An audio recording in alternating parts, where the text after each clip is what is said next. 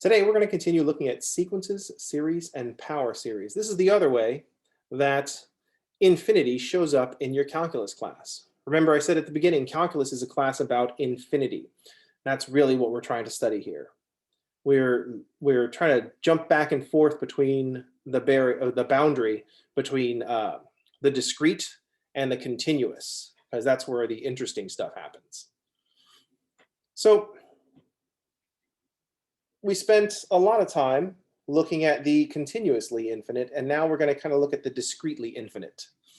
So we're going to look at sequences, series, and power series. The 5-minute university version is that a sequence is a list, a series is a sum, and a power series is a function. For sequences and series, we're going to try to determine if a sequence or a series converges or diverges. And we use converges in slightly different ways for sequences and series. So for sequences, a sequence converges if the terms have a limit. So a sequence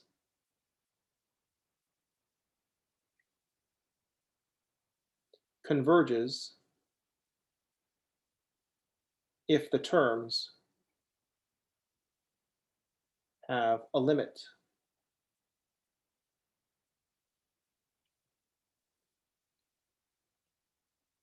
A sequence converges if the terms have a limit.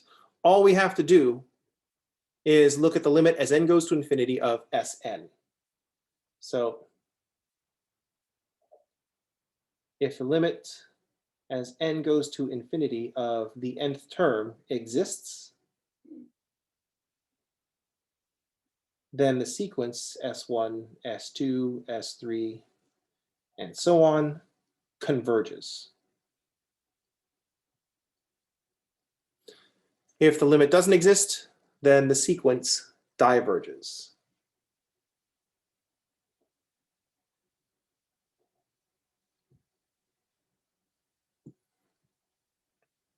A series converges if the sum is finite. A series is a sum, and so we say a series converges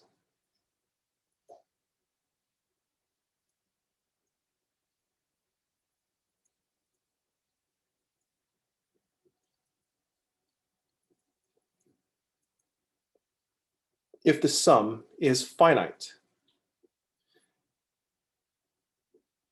If we add up all these terms,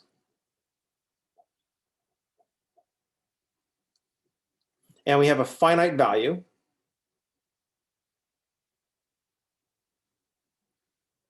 then the series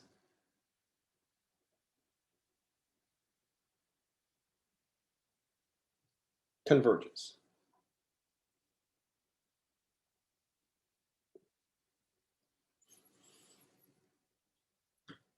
Knowing whether a series converges or not is important because a series is what we get when we evaluate a power series. When we evaluate a power series, we get a series.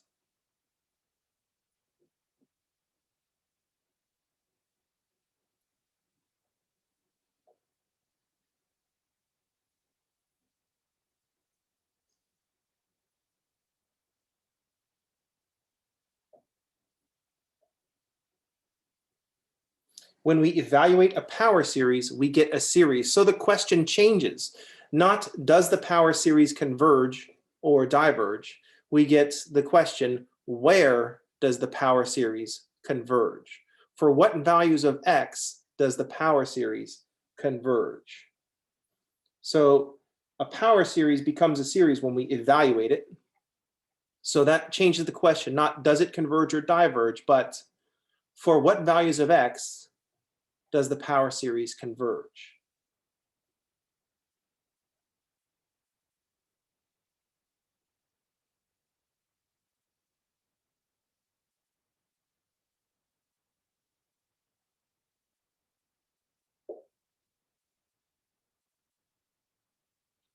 That's the question that we want for a power series. For what values of x does a power series converge?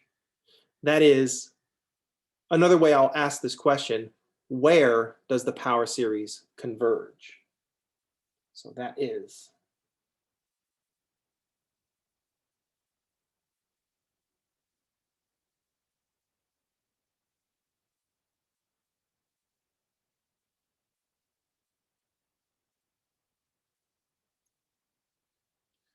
where does the power series converge?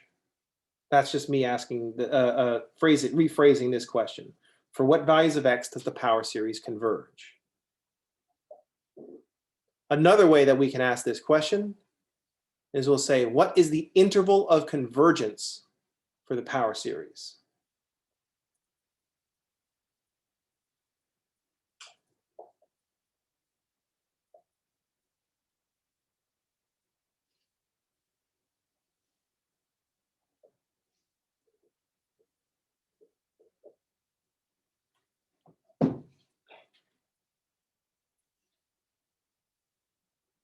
What is the interval of convergence for the power series? So I have implied that the interval of convergence for a power series is the set of all the x's for which the power series is convergent. That means it's all the values of x that we can plug into the series, into the power series and get a convergent series.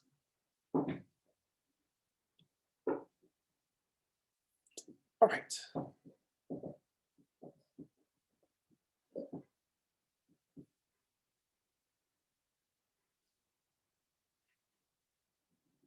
So we should talk about why we're so focused on power series. I mentioned yesterday, and I'm going to mention it again today, the place that we're going to get to is not sequences and series is not the end game. Power series is where we're headed. We have to understand sequences and series so we can talk about power series, but power series is where we want to be. So we got to have Iron Man and Thor and the Spider-Man movies so we can get to Avengers Endgame. So we got to build up to power series, but that's where we're all headed. So the big idea is that we want to model functions with power series. That's where it all starts.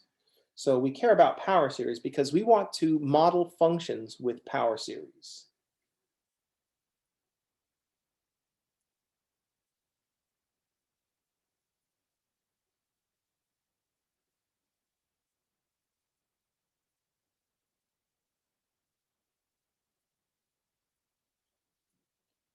We want to be able to model functions with power series. We start off by taking known function and writing a power series representation. More importantly, we might just have a description for a function and we can create a power series representation of an unknown function. So this could be both known functions and an unknown function. So known functions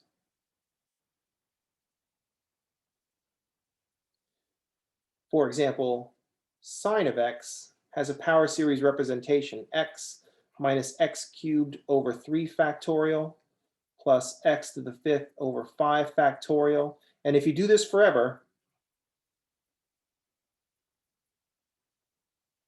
you'll have a representation of sine. More importantly, maybe we want to create a power series representation for an unknown function based on a description.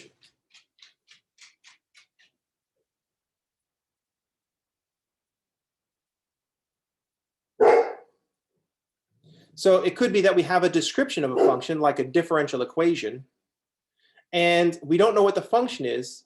So instead, we build a power series that fits that description.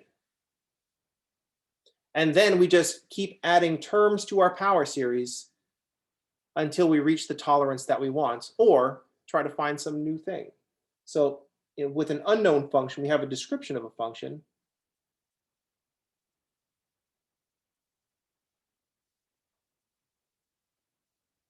And we tried some techniques and we don't know what the function is.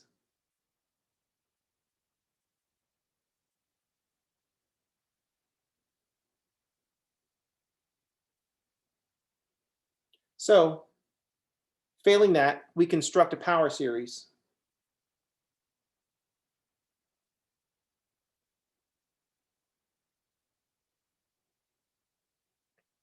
And in the very calculus way, if we need our model to be more accurate, we just use more terms.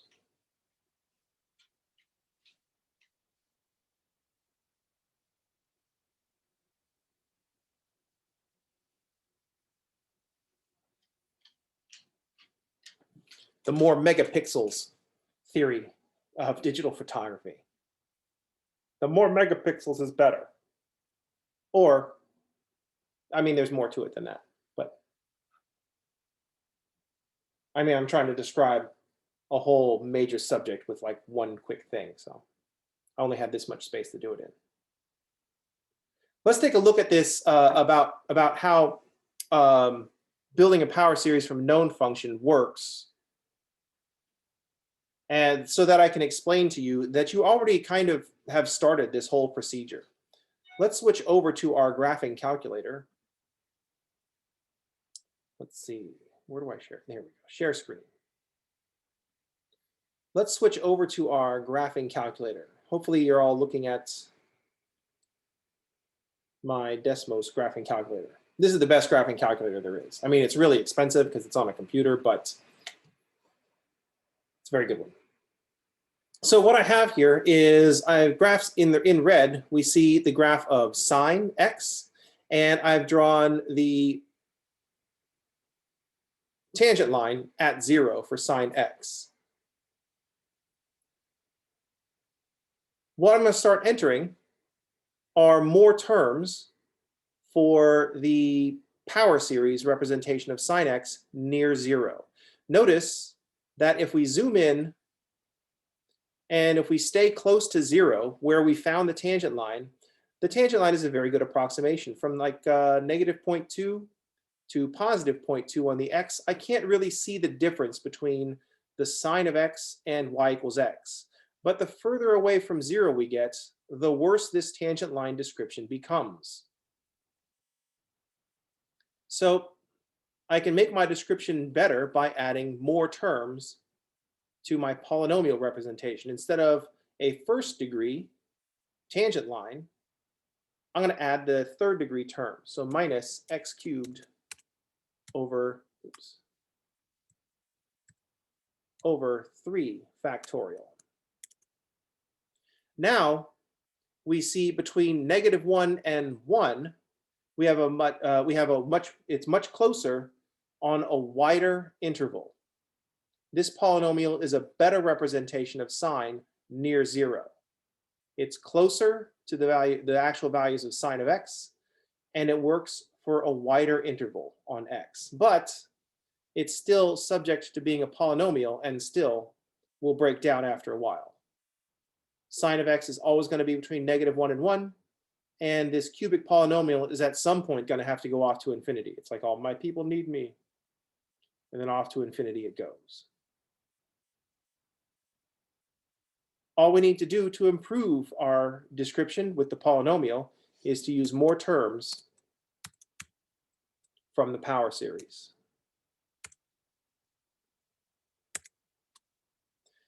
So now if I add the 5th degree term, notice that the 5th degree polynomial gets these extra bends, and it cements down onto sine x a little more. So our approximation has improved in 2 directions. Near 0, we are closer to sine x, and our approximation works on a wider interval. And then you can see where this is going to go. We just keep adding terms until we get the desired degree of accuracy. And if we keep zooming out, our polynomial will always fail at some point because we're going to stop writing terms. But more terms we add,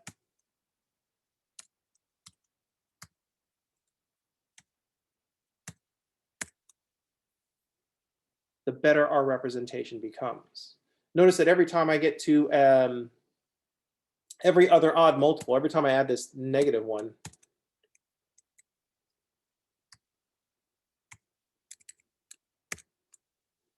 we're starting to get more of the peaks and valleys of sine.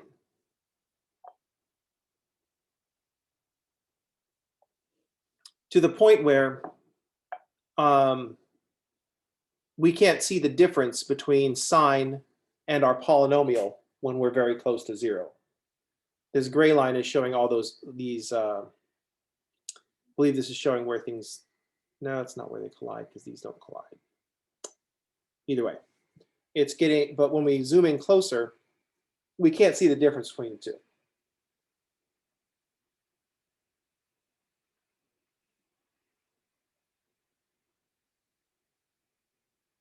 Any questions? So that's kind of the big picture of what we care about. We want to create power series models for functions, because power series, if we stop writing them, they're just polynomials. And we love polynomials because polynomials just represent numbers. Polynomials are just numbers. Any questions? What was the exclamation point? You said a factorial, or? The exclamation point was a factorial. So 5 factorial is 5 times 4 times 3 times 2 times 1. Got it. And thank you. 6 factorial would be 6 times 5 factorial.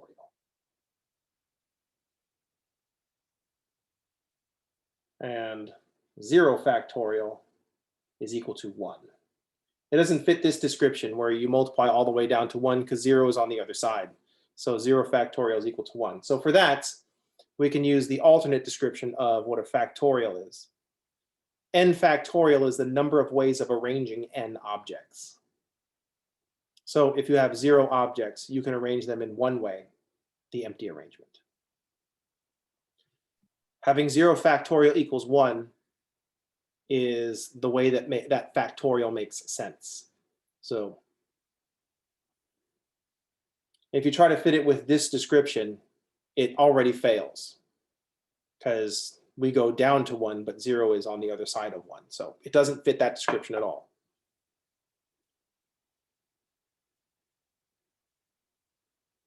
So the better description would be, it's the number of ways to arrange n objects.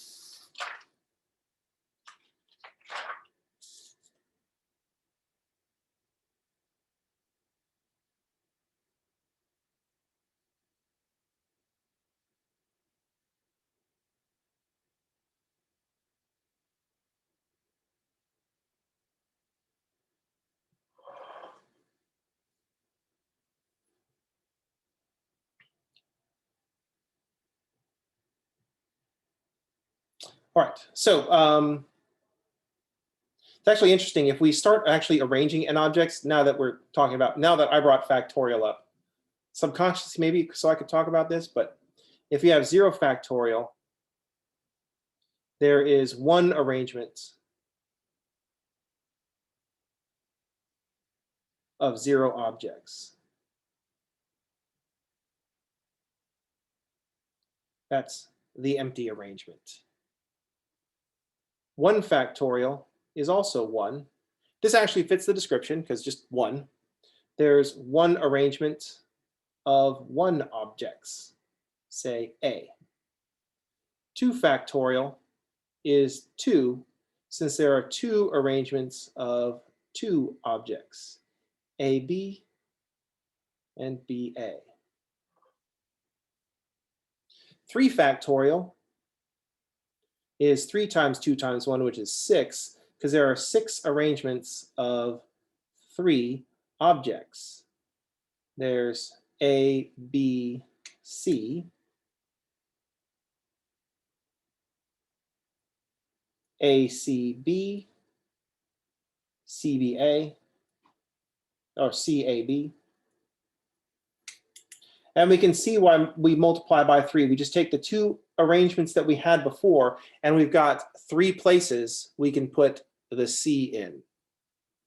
At the end, in the middle, at the beginning. So each of these 2 arrangements becomes 3 arrangements in the 3 objects. So I can have BAC, BCA, and CBA. So from this standpoint, we can see why this cascading multiplication is a good choice for our arrangements.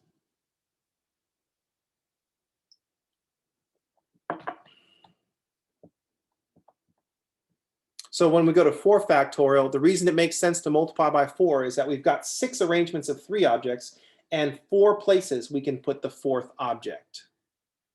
So it makes sense that 4 factorial should be take the 6 and multiply by 4, because each of those will have 4 places that we can put a 4th object.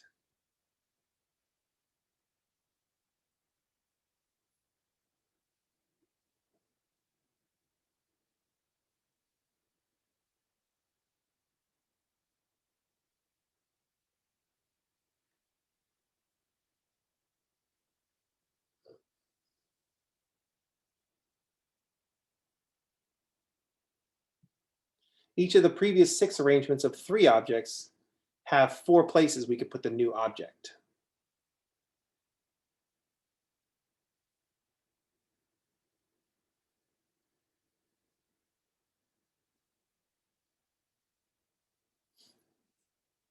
So if we think of factorials in terms of arrangements, 0 factorial is equal to 1. We don't have to power move it by saying because I said so, or by definition. It just fits. Radius of convergence is the radius of the interval of convergence. I made a pretty strong implication up here, which we all just kind of let go. I said, what is the interval of convergence of a power series? That's a pretty strong implication, because I've said the set of all x that give you a convergent series when you substitute them into a power series is going to be in the form of an interval. So that's a powerful statement. By just calling it the interval of convergence, that's a powerful statement. It says it's an interval, there's going to be a center, and there's going to be some radius. The radius of convergence is the radius of the interval of convergence. Any questions?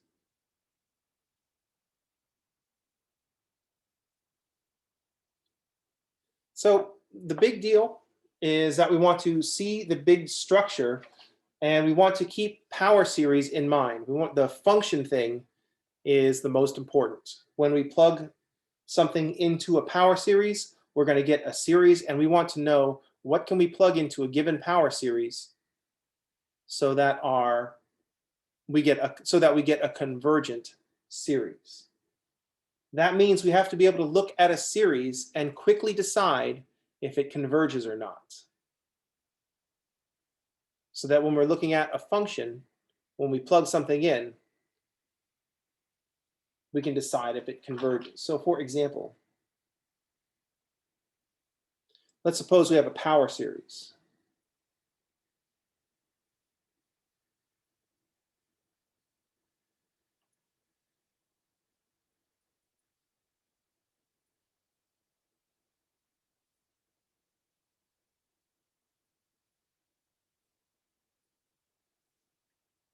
Let's look at the power series. Sum as n goes from 1 to infinity of x to the n over n. So this would just look like the function. When n is 1, we get x over 1. When n is 2, we get x squared over 2. And then we get x cubed over 3. And then x to the 4th over 4. And then this goes on forever. Now we can think of this power series as a function, because it has an x, so maybe we can plug stuff into it.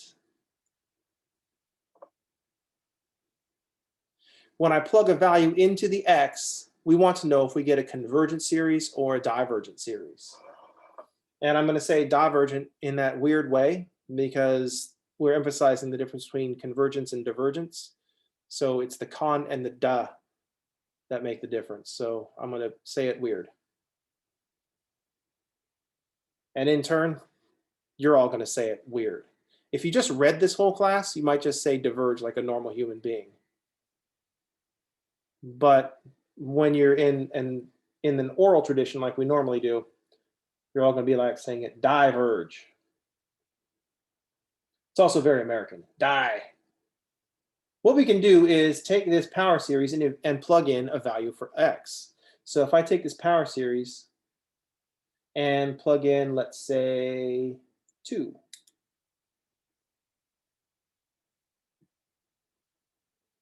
I'm just going to replace all the x's with a 2. So I'll have a 2 plus 2 squared over 2 plus 2 cubed over 3 plus 2 to the 4th over 4, and so on.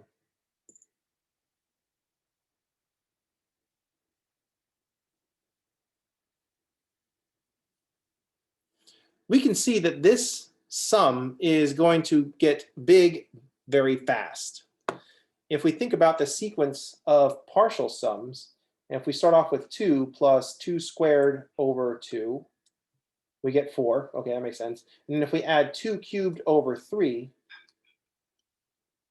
we're just going to keep growing this sum, 2 to the 4th over 4. This sum is just going to continue to grow without bounds. So we would say that this power series, x to the n over n, diverges when x equals 2. So this power series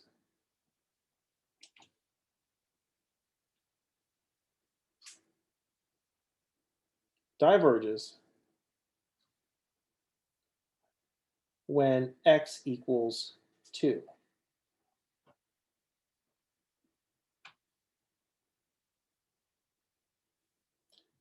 So 2 would not be a good value to use in this power series. If we evaluate this power series at 0.1,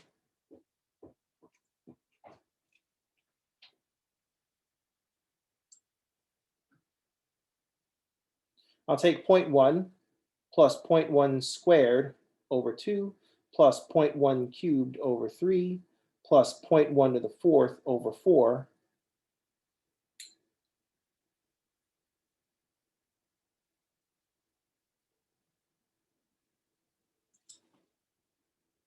Here we will get a convergent. The power series converges when x is equal to 0.1. It's hard to see in just 4 terms, but if I took 0.1 plus 0.1 squared over 2 plus 0.1 cubed over 3 plus 0.1 to the 4th over 4 plus 0.1 to the 5th. Oh, I kept not saying plus.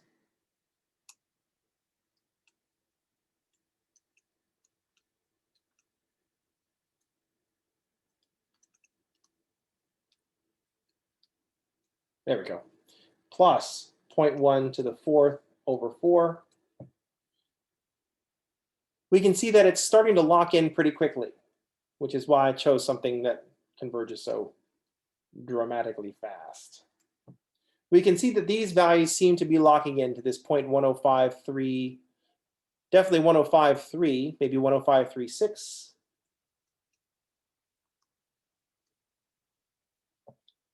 And I go, okay, it looks like we're locking in. We got 0.1054, we'll go with that.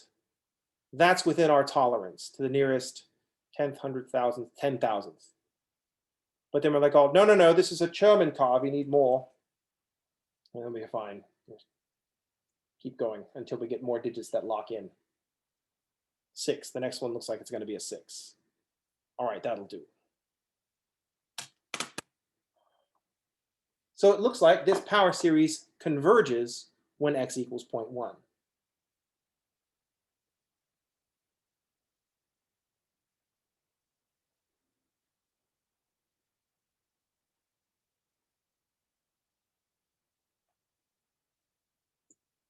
So just like a function has a domain, it has a set of values that we can substitute into the function that give us an output that makes sense.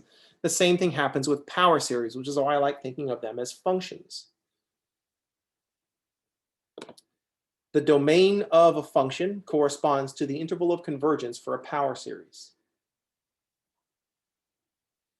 Our goal is going to be to look at this series and say, yeah, this converges. and look at this series above and say that definitely diverges. That's what we want to be able to do. Just like when you're learning your numbers, you want to be able to look at something that says 5 divided by 2, 2.5. That makes sense. But if they give you 5 divided by 0, you say that's undefined. Just quickly decide that that's undefined. You don't have to explain it. Why dividing by 0 doesn't make any sense. We just identify that as undefined. That one doesn't make sense. Or when you have the function the square root of x, when you have the square root of 4, you say the output is 2. When you have the square root of -4, you say that only makes sense in certain contexts. If we're only allowing the real numbers, then there is no output. But if we're allowed complex numbers, then we can get 2i. So that's the big idea in sequences series power series. From a calculus standpoint, this is just infinity showing up again. Hello, infinity. From a discrete versus continuous, it's coming in these chunks. So it's maybe like a discrete infinity rather than a continuous infinity. Things aren't getting super close together. They're spaced out by the integers, but there's an infinite number of terms. So still an infinity concept. The big picture is that we care about power series representations for functions, either because we have a known function, we want to describe it with a polynomial, or we have an unknown function that we're going to describe with a polynomial, and that'll be like a sketch of our suspect function. All right, well, that's going to do it for today. I had a little trouble posting up videos yesterday. I'm going to try it again today. So hopefully the videos from yesterday and the video from today will be up today. So that's going to do it for today. I will see you all on tomorrow. Everybody have a good day, and thanks for playing.